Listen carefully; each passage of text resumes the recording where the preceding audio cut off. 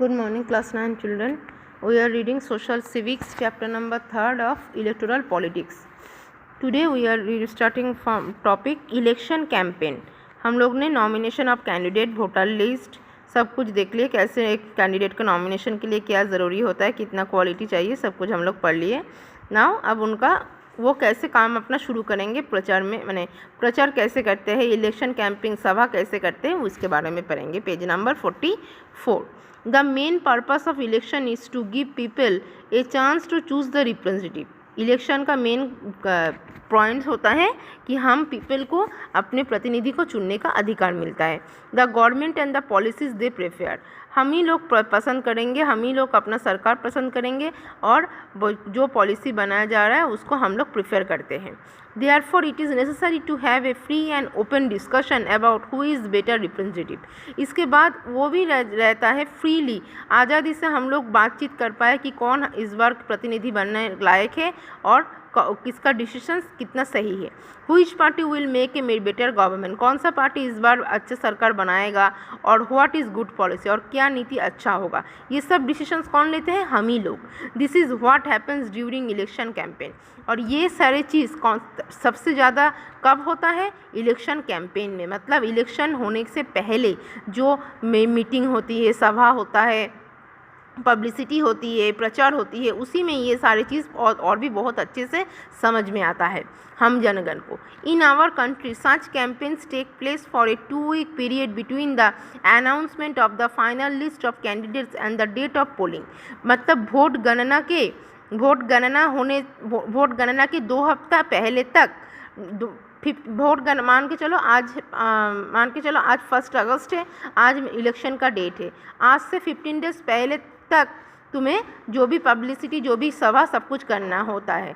15, क्योंकि 1 हफ्ता पहले, 15 दिन पहले पूरा ये बंद हो जाता है. मतलब तुम लगातार 1 महीने से कर रहे हो, तुम 1 जुलाई से कर रहे हो, 1 जुलाई से करो, पूरा 20 तारीख तक तुम कर पाओगे. 20 तारीख के बाद तुम्हें बंद कर देना है और तुम नहीं कर पाओगे. तो इतना तुम्हें इसमें तुम जाए जहाँ पर जाओ, स्लोगन लिखो, बैनर लिखो, पोस्टर बनाओ, चाहे whatever the things you can do.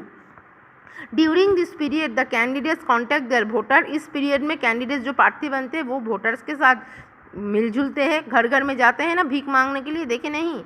Political leader address election meetings and political parties mobilise their supporter.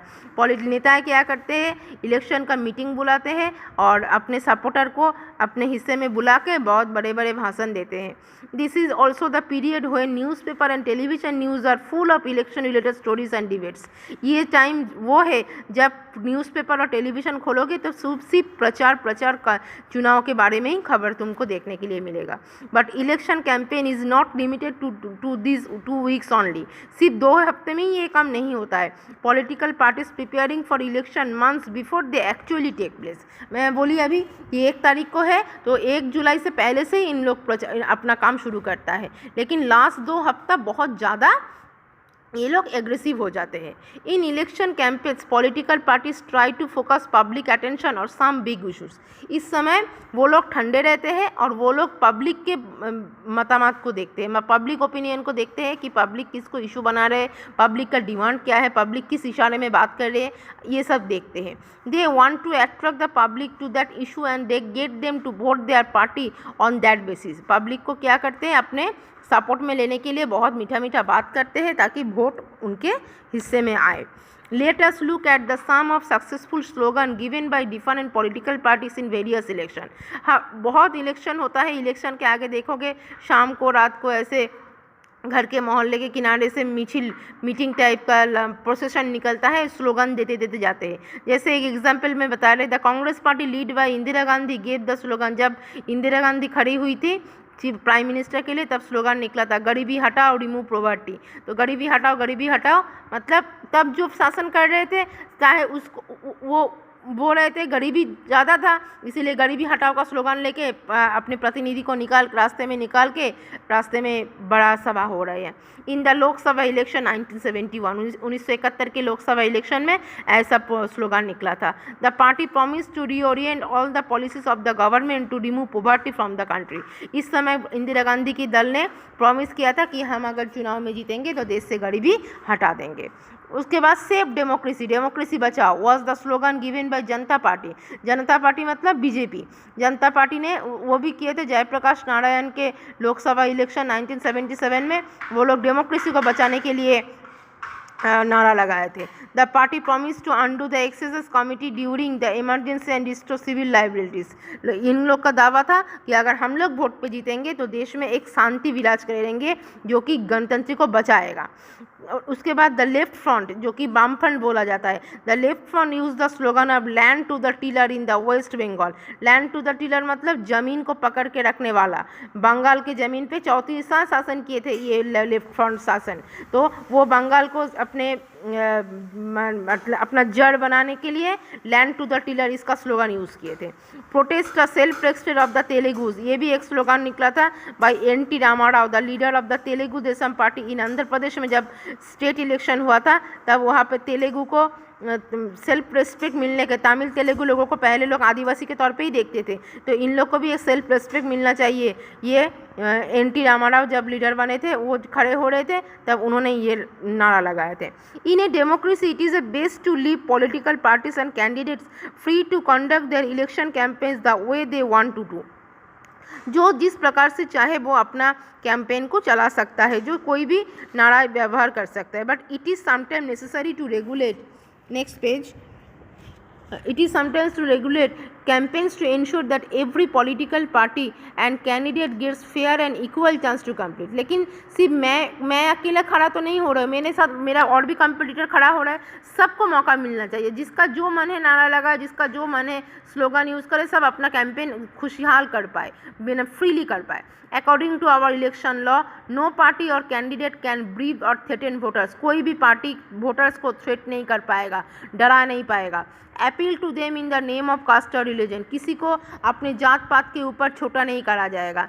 Use government resources for election campaign, government सरकार की तरफ से जो मिल रहा है खर्चा वाली, उसी से अपना इलेक्शन कैंपेन चलाना है, किसी वोटर के ऊपर ज़बरदस्ती नहीं किया जाएगा, जो कि नहीं होता है। वो भी आजकल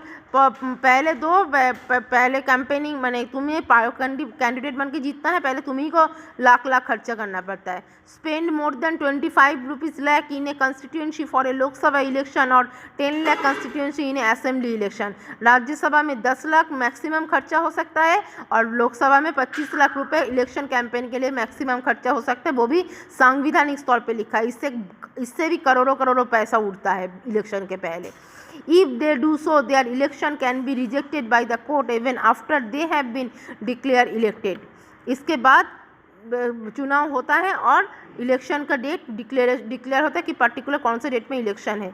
इन addition to the laws all the political parties in our country have agreed to a model code of conduct for election campaign.